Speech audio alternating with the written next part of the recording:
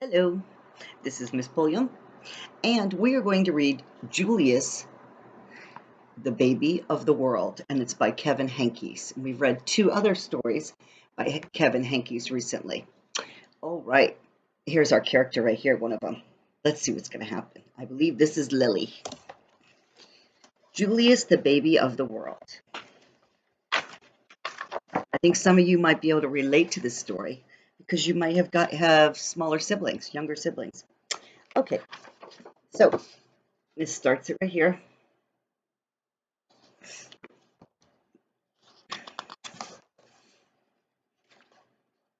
And she says, "You mean that bump is going to be a baby? I thought you were just getting fat like Aunt Mona." Silly. Okay. And then here she is.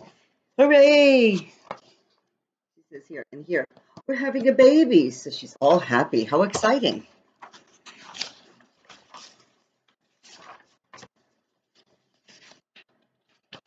And she says, "These are for the baby, these blocks." Before Julius was born, Lily was the best big sister in the world. She gave him things, she told him secrets, and she sang lullabies to him every night.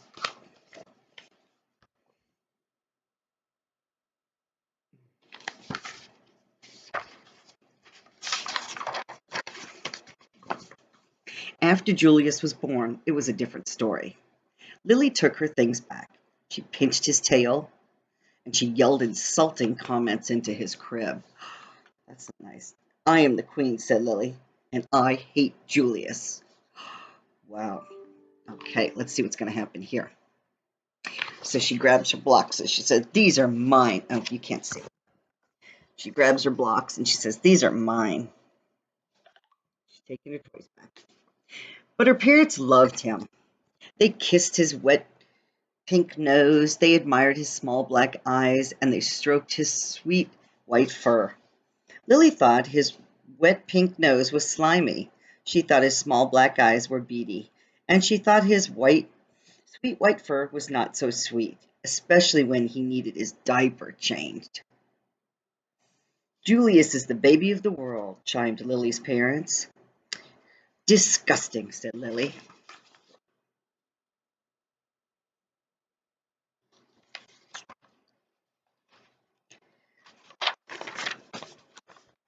Lily had to share her room with Julius. "After Julius goes away, do I get my room back?" she asked. "Julius isn't going anywhere," said Lily's mother. And he didn't. He stayed, and he stayed, and he stayed.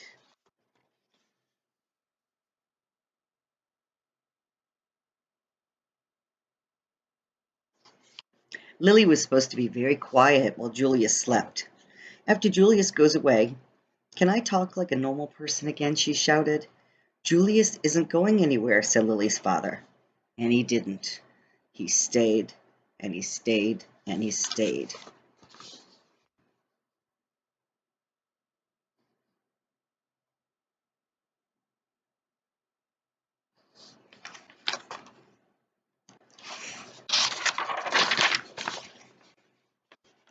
"We want Julius to grow up to be as extraordinary as you," said Lily's mother. "So we must tell him constantly how beautiful he is and how much we love him." When no one was looking, Lily had her own idea. So in the top picture, we've got Mom and Dad saying, "We love you, Julius. You're beautiful." And down here, here's when Lily goes to his crib and she's telling him, "You're ugly. I don't like you." That's not nice, is it? I'd like you to think while we're reading this, why is she being this way? Is she a mean person, or why is she being this way? I know she's not a person. Something's bothering her, right? What do you think it is? "We want Julius to grow up to be as clever as you are," said Lily's father. "So we must sing him his numbers and letters whenever possible." When no one was looking, Lily had her own idea. So you've got Mama and Dad up here saying A, B, C, D, and 1, 2, 3, 4, 5, and they're counting. And then down there, Lily was trying to confuse them. She's putting the letters all wrong and the numbers all wrong. She's saying them. Is she being a good sister right now? A good role model? No. Lily's parents were more than a bit doubtful about leaving the two of them alone together. Lily tried to frighten Julius with her nifty disguises. She learned magic and tried to make him disappear. When that didn't work, she simply pretended that he did not exist. Here you see she's trying to scare him, make him disappear. Now she's avoiding him. She's just looking the other way.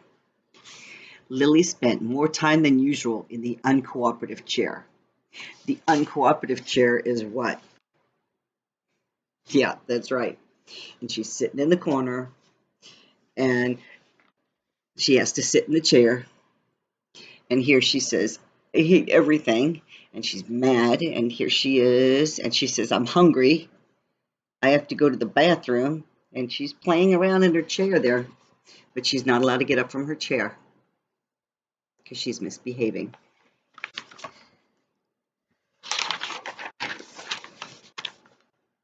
Lily's parents showered her with hugs and kisses and treats of all shapes and sizes. They even let her stay up 15 minutes later every night. It didn't matter. Nothing worked. I am the queen, said Lily, and I hate Julius. And I know this book uses the word hate, and we call that a bad word, and it's not a nice word at all. And I don't think she really means that, do you? But her parents loved him.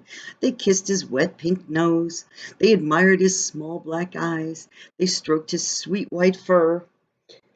Julius is the baby of the world, chimed Lily's parents. Disgusting, said Lily.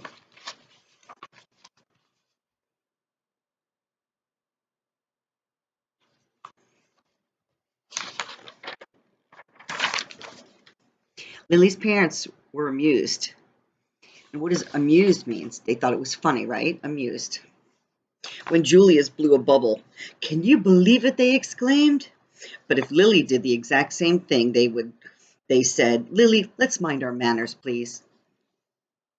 Lily's parents were dazzled when Julius babbled and gurgled. Such a vocabulary, they said. But if Lily did the exact same thing, they said, Lily, let's act your age, please.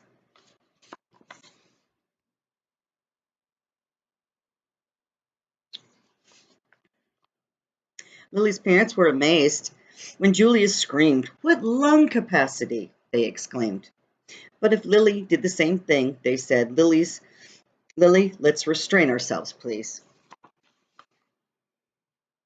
Why is it okay for the baby to scream and not Lily? Exactly. It's not okay for Lily because she's a big kid and she should know better. But babies don't. That's their way of talking, communicating to get what they need. Okay. One morning while Lily was busy playing the opera, her mother said, Why don't you put some of that verbal exuberance to good use? Why don't you tell Julius a nice story?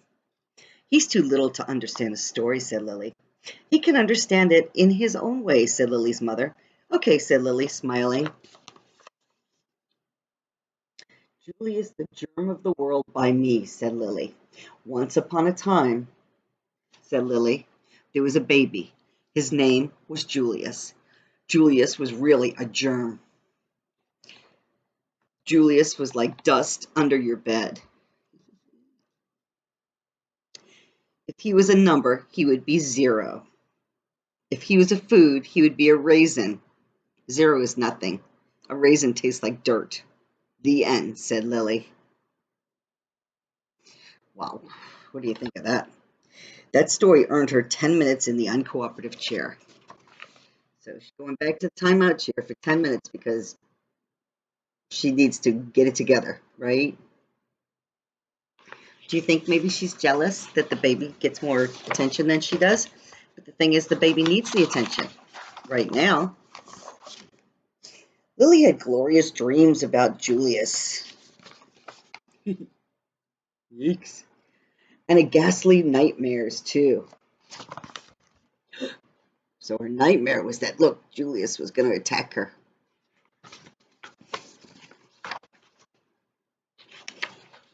When Lily's mother felt up to it, she planned a fest. Oops, I missed a page, sorry.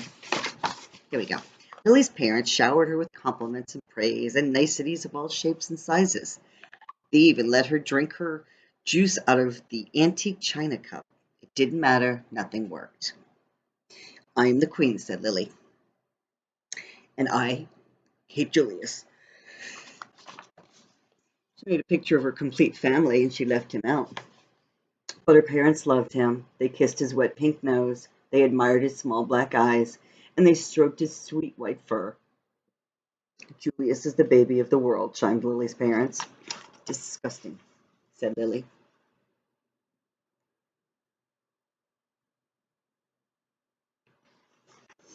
And look, Lily's dress. See, like this one. Her polka dot dress with all the pretty colors. All right, let's see what's going to happen here. When Lily's mother felt up to it, she planned a party, a festive celebration in honor of Julius. All the relatives came. There was quite a spread. What's the big deal, said Lily. Haven't they all, excuse me, haven't they all seen a silly lump before? A silly lump? Mm-mm-mm. Apparently not. All afternoon, the relatives hovered over Julius. They kissed his wet pink nose.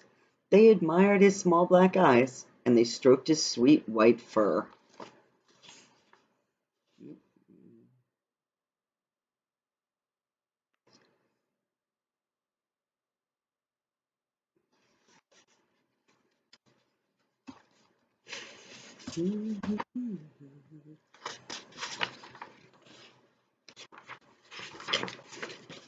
Disgusting, said Cousin Garland. What? Said Lily.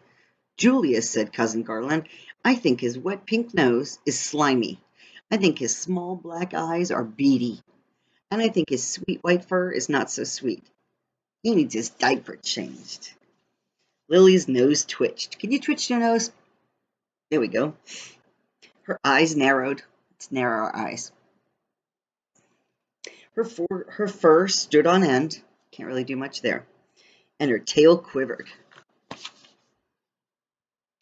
You're talking about my brother, said Lily. And for your information, his nose is shiny, his eyes are sparkly, and his fur smells like perfume. Cousin Garland was speechless. She was like, he can blow bubbles, continued Lily. He can babble and gurgle, and he could scream better than anyone. Cousin Garland tried to slink out of the room. Stop, said Lily. I am the queen. Watch me closely.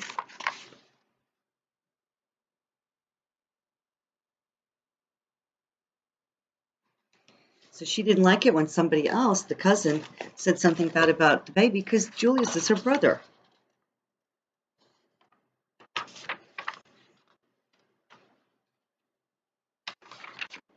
Lily picked up Julius. She kissed his wet pink nose. She admired his small black eyes, and she stroked his sweet white fur. Your turn, said Lily, handing Julius over to Cousin Garland. Kiss, admire, stroke, Lily commanded. Now repeat after me, said Lily. Julius is the baby of the world. Julius is the baby of the world, said Cousin Garland. Louder, said Lily. Julius is the baby of the world.